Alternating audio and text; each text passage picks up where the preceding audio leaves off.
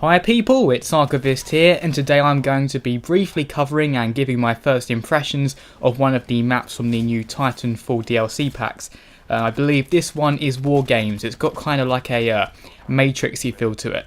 Although before I get into analysing the map, I will say that Titanfall's matchmaking system seems a little unfair. The team we were facing had a much higher generation average. We did manage to beat them, but still, you know, if you're going to match players against others, especially on my first time playing this map, it's a little daunting when the team, from an experience point of view, is vastly superior. I think that's something that does need to be fixed, but hey, I'll move on to analysing the map now. There are lots of areas where you can take advantage of heights, you know, like all the maps in Titanfall. There's plenty of opportunities for parkour to outmaneuver Titans. Although I will say this, there is a massive open area in the middle where Titans kind of converge, and you do get lots of them, I found, in the later stages of the game. Although I did notice some great opportunities for parkour on this map.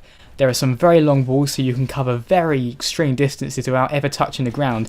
It's great if you need to move from one position to another, say Titans are starting to fight and you think you're going to get trodden on, without having to compromise by going the dangerous route. I found it quite useful for escaping danger actually a lot. Aesthetically speaking, I'm a bit torn on this map. I'm not usually a fan of pristine looks like, you know, the Aperture Science Facility in Portal, it kind of reminded me of. I like a bit of grime, a bit of dirt. If obviously it fits the theme of the map, that you're in a kind of training facility and this is just a pretend war game. But I don't know. Of the other maps, this is probably my least favourite from a design point of view. Although the orange barriers, virtual barriers, do look nice, and when someone gets killed they disappear into these little blue pixels, you know, like it is a virtual game. I do wish there were some more elements to this map though that made it more distinct from the rest. Apart from layout and the aesthetics, there's nothing particularly impressive or new. You know, there's no moving platforms to go on. I really wanted there to be something genuinely dynamic about this map to distinguish it from the old Titanfall maps. I've been playing this game for a while now, and it really needed something new. And I mean, this is going to add some value to it, of course, but then again, it's fundamentally the same thing. You're still shooting people, jumping between blocks, buildings and such.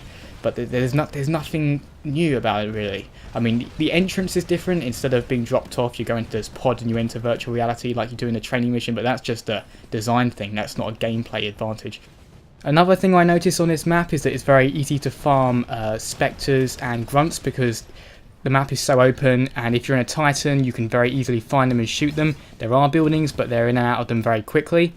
Another thing though is that this is a very Titan friendly map, right? Because it's so open, you've got loads of room to manoeuvre, especially if you're a Strider. So I noticed Striders were quite a popular choice on this map as well. So whereas something like Angel City really does favour a pilot, there are very narrow corridors for a Titan to walk, very easy for a pilot to jump onto them and start attacking them. Here it's far more difficult because they can dash very easily in different directions. It's a different style. I mean, if you're someone who prefers to Titan, you'll enjoy this map a lot. Whereas you're someone who's a pilot player, I think you'll enjoy this a bit less. Personally, I'm more of a pilot player if I can be, but you know, it's nice to have a game where Titans are, you know, favoured, I guess you could say. Another thing, if you're a PC player, this will probably interest you.